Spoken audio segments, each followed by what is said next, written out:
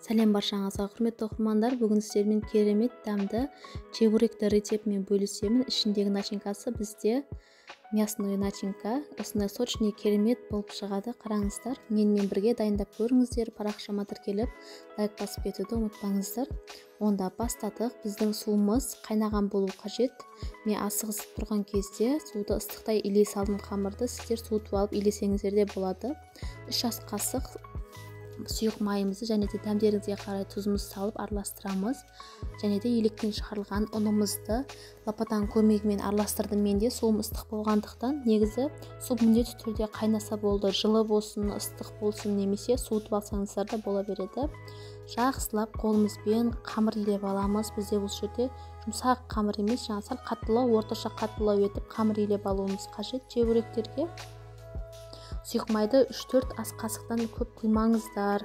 Болмасам біздегі жаңа пісіп жатқан кезде, чебуректеріміз қуырылып жатқан кезінде беттері шишка болып, мынандай ісіп томпақ болып шықпай қалады. Сондықтан осылай мына қолға жабыспайтын осындай орташа етіп қаттылау етіп қамыр илеп аламыз. Енді ортасынан тең екіге бөліп аламыз. 14-15 штук зуала етіп қамырға бөліп алдым мен.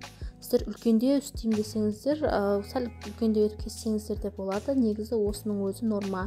Егер барлығы бірдей шықсын десеңіздер, таразының көмегімен өлшеп грамдап істесеңіздер болады. 14-15 штук чебурек шығады. Менікіндей бірдей етіп, осындай көз мөлшеріңізбен істесеңіздер де болады. Топ-томалақ етіп, беттерін тегістеп, суала істеп аламыз. Бетіні 15-20 минутқа сүлгімен немесе пакетпен жауып қоямыз. Кішкене қамырымыз тынып, жайған кезде ыңғайлы жайылу үшін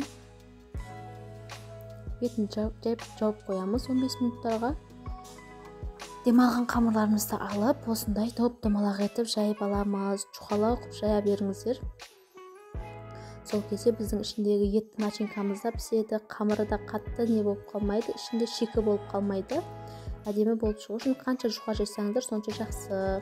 Ішіндегі начинка өздеріңіздің қалауларыңызға қарай. Менде фарштан істедім. Фарш пен пияз екеуіні араластырып, тұз бұрыштар салып, дәмдеріңізге қарай істей берсеңіздер болады. Ішіне қатты көп начинка салып жібермеңіздер. Бір қасық толар-толмас етіп салсаңыздар болады, үлкен қасықта. Жайып әдемілеп төсесеңіздер, бір жерінде үйіліп қалса да піспей қалады. Барлық жеріне бірдей етіп жайып салып алыңыздар ішіне начинкасını. Енді чебуректің түйістеу барысын өздеріңіз білсеңіздер керек. Осылай видеода көргендеріңіздей етіп түйіп аласыздар. Жақсылап басыңыздар шетіні, мына қолмен басып жатқан жерлеріңізді. Қазір пісіп жатқан кезінде бізде біріктірмесеңіздер, қатты етіп осылай вилкамен істесеңіздер де болады. Әлі зор болып, әдем болып шығады, және де пісіп жатқан кезінде ашылып кетпейді, ішіндегі еттері шашырап. Соның үшін жақсылап қатты етіп басып, вилкамен осындай узорлар қойып шығыңыздар. Осымен үстіп барлық чебуректерімізді түйіп аламыз міне. Енді алдын ала табамызды қыздырып, ішіне жарты литрде май құйып, жақсылап қыздыртып аламыз. Бірінші чебуректеріңізді салған кезде осындай қайнап, қатты бұрқылдап қайнап тұру керек. Кейіннен уже астыны кішкене жайлау етіп, екі жағын қызартып пісіріп аласыздар. Егер жай қоймастан жаңағындай қатты қайнатып пісіре берсеңіздер, сіздердің чебуректеріңіздің қамыры сырты тез пісіп қалады да, ішіндегі начинкасы піспей қалады. Сондықтан басында кішкене қыздыртып, кейін астын жайлау етіп пісіріп алыңыздар.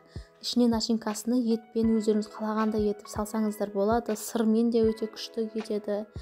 Және де картоппен істесеңіздер де болады. Пюре етіп салып, міне біздің чебуректеріміз осындай беттері осындай томпақ болып, әдемі болып ісіп шығады. Осымен біздің чебуректеріміз дайын болды. Қараңыздар, ішіндегі несі қамыры, начинкасы барлығы толықтай пісіп шыққан. Осы рецептпен міндетті түрде дайындап көріңіздер. Отбасыларыңызға, өздеріңізге ұнайтыны сөзсіз. Парақшама тіркеліп, лайк басып кетуді ұмытпаңыздар. Алдағы уақытта сіздерге көптеген керемет рецептілермен бөлісетін боламын. Парақшамда тағы да көптеген рецептілер бар. Баршаңызға рахмет назарларыңызға. Видеоның соңына дейін көргендеріңіз үшін.